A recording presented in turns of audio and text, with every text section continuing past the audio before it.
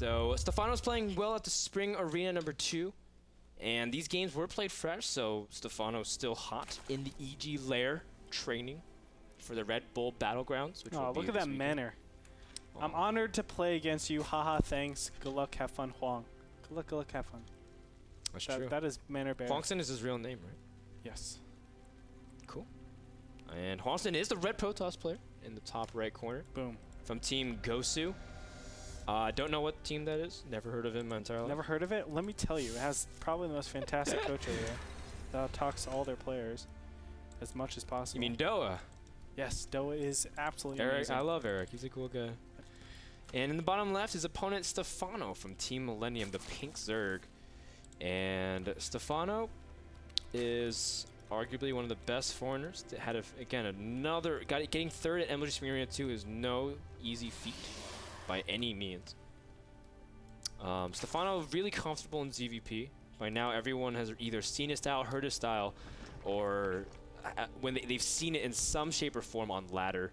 Stephano very popularizing the 3 hatch before gas. But Antiga Shipyards is also another map where Stephano flourishes as well. Loves multi-prong aggression, especially if he can really pull his opponent away. So Hwangsin has a lot on his plate, but we can vote for confidence with Hwangsin for a little bit, don't you think? Do you think he's capable of taking the game off? Of course. Yeah. I think everybody in the North American tour is capable of taking off games of their opponents, no matter who it is. I mean, well, there's some people who just feel untouchable, don't you feel? Like sometimes Hero, even Puma feels untouchable until Braddock was the only person to take a game, really. So it just felt. Well, even last season, Puma lost twice. He got 2-0'd by Hasuabs.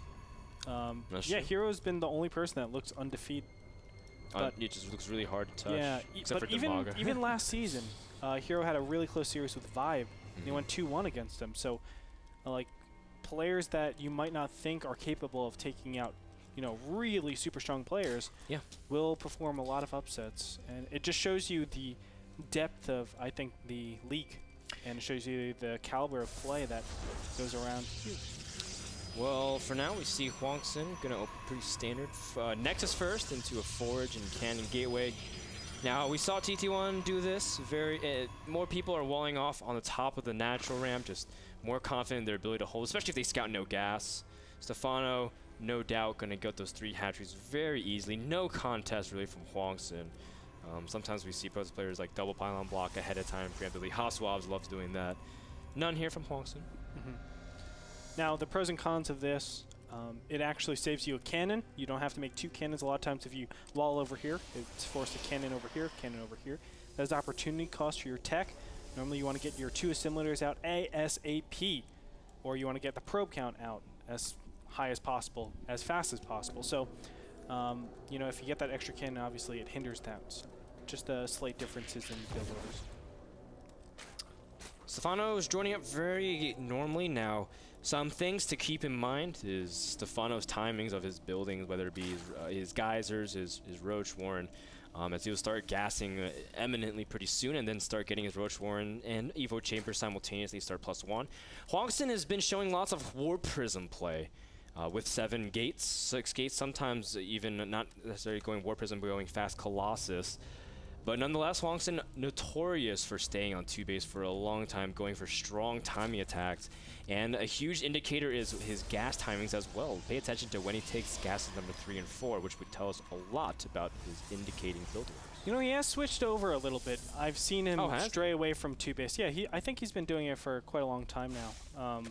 Hwangsin still, I think, just has that reputation ever since he first came onto the scenes. But I think Hwangsin has kind of geared himself away towards that. I want to say he almost has a similar style to TT1 in that he likes to do, yes, aggressive styles, but he is willing to go into that macro style. And look at this. It is exactly what we saw TT1 do. Robotics first into 3 gateways. This is obviously a very effective way and a very macro standard, I guess. I mean, it really gets all your gases pretty nicely. You defend against everything pretty nicely, and you have an okay push. That's true. The gases 3 and 4 indicate no real ability to take a 3rd base, just because Hwangsin can't get enough units out really to produce for now, but he doesn't really need to. Stephano getting up his layer and his gases accordingly. Now spending his first 100 gas on that layer is very typical of Stephano. No doubt can start pumping those roaches out. Roaches, pretty good. Stephano has great control. Now the big thing with Stephano is also his control of the map. Just you can see that he's already establishing his map presence, making sure to catch anything. Stephano just really doesn't die to a lot of timings usually. He's really able to defend while expanding very aggressively. So you can definitely bet that Stephano, despite the fact that Hwangsin has been hiding a lot of information, still is going to be very suspicious of his player. Especially we see a Warp Prism with 4 sentries.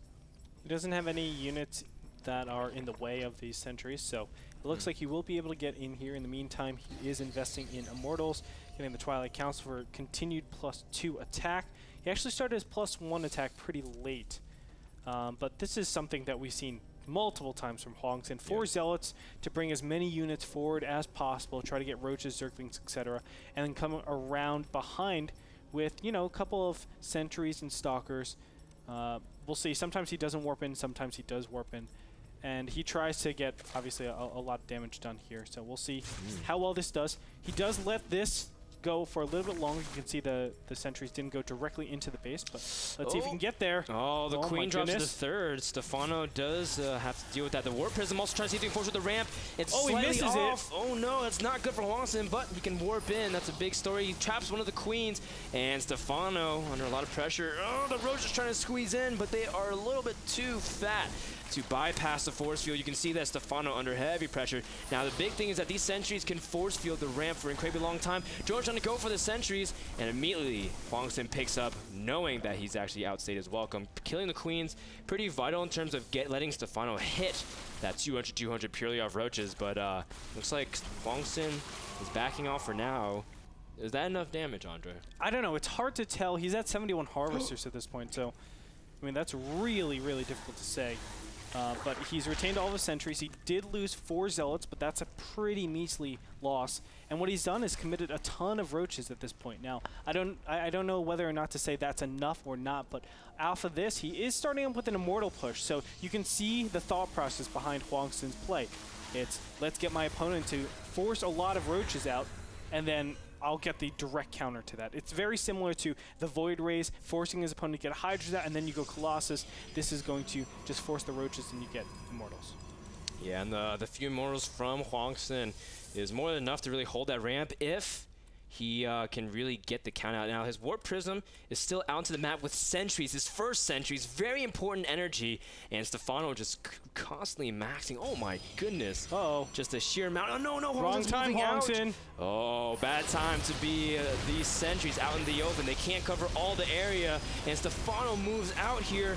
And the Immortals can't even escape back. Hwangsin's just going to turn around and fight for now. He needs to get out of there. Yeah. And this is good. Go behind these buildings, make it really difficult for his opponent to do anything about it, and go in with this Warp Prism. Try to backstab the 3rd base. But look at this. Stephano already has Roaches and a Queen back here to defend. Oh, man. So maybe no, that was the better choice for him to go completely backwards. But the 4th base will be taken in the bottom right-hand position, it looks like. And 5 Immortals out now. So Hwangsin is looking really good. He might actually be able to carry this momentum unless Stephano can get a really nice trade. I don't know if that's even possible, though. With so many sentries, he's going to have to really target them down individually. Let's see. Well, the force fields do block out some of the units. Stephano trying to just get more units into it. Hwangsin, beautiful. Even better force fields to really block out the rest of the units. Now, the big thing is that he doesn't have much sentry energy left, but Stephano, the huge force of Roaches have been whittled down for now. +2 about halfway done. Stephano just going to turn on and fight anyways. You can see that the Immortals are really starting to work. A lot of them have 5, 6 Roach kills apiece. One Immortal has 11, and so Stephano is actually being pushed back into the middle of the map. Not a sight we're usually seeing. Absolutely in beautiful. Absolutely beautiful. The one thing that Stephano has going for him is the fact that there's a very small sentry count. As you were saying before, a lot of the sentry energy has been burned out. Now, keep in mind, it looks like Hwangsin might be still in a little bit of trouble, but the Immortal count is still pretty high. And not only that, the ability to warp into this main, displacing a ton of units, and then going into the natural. That's something that Hwangsin really should employ. He can actually, don't forget, blink up into this region. So there's a lot of things going for him. It's a little bit risky. If you blink up, though, you leave your immortals and sentries very exposed unless you can really hatch onto them. Or, sorry, if you can ferry them upwards. You can see the queen under heavy pressure as well. Stephano gonna barely lose that queen. Also pushing out here. Uh-oh. Here we go. Hwangsin trying to see if he can bow into the wall and blinking upwards on top of the main and really taking a strong position. Stephano gonna call quits for now. He's waiting for his Zerglings to also trap in, but Hwangsin's not gonna have any of it. He doesn't have any more force fields left, and here comes a huge surround with the roaches. Beautiful. Hwangsin, does he have enough to hold it off? The immortals dropping incredibly quickly, and with the sentries have nothing left to protect. Hwangsin blinks upwards, and looks like Stephano's gonna be able to even hit from the low ground as well. Hwangsin under huge dedication. I mean, he's committed so much to this push, but is he going to be able to hold off anything? He doesn't have enough army, and with the Stalkers dropping, so is hopes to stay in this game. Stephano proving yet again why he's such a fantastic Zerg. There it is, GG, ladies and gentlemen. Hwangsin will tap out. And with great momentum, Hwangsin looked to be taking that game, but Stephano stopped him middle in his tracks. My God, that was beautiful display of how to stop an immortal push. Oh my God, I can't believe that just happened. And a lot of times it's just so easy because, it's so easy as Zerg to just throw away your roaches when you think you're like, oh, okay, you know, the roaches are dead. I'm just gonna make more roaches. When now Stephano was able to do small things, wait for +2, and knew that was a critical upgrade. Just because I matched a +2 from Protoss, knew to pull back and just really deal with the Warp Prism whenever he can. But let's take a look at what just happened, especially for the big battle. Now, the big thing, Stephano would make sure to come in from a good angle. Don't just jam in by the diamond, but look at that surround.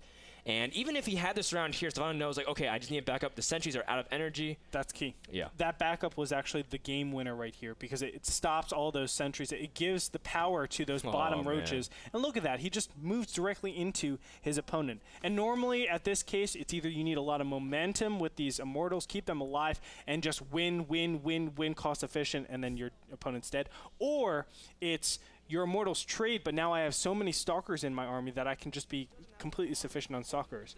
Hwangsin obviously didn't have either of those options, and it led to his ultimate demise. Absolutely gorgeous play. Stephano so good, takes game number 1 on Antiga Shipyards. We'll find out what map and plan that Hwangsin has in game number 2. Thank you so much to Twitch for providing sponsorship for NASL Season 3 in partnership with the stream, where you guys can pick up your subscriber pass, pick it up for this next game. Whatever map it's choice on for Hwangsin, we'll find out if he's able to complete the upset, or will Stephano just move up accordingly. The answer after this commercial.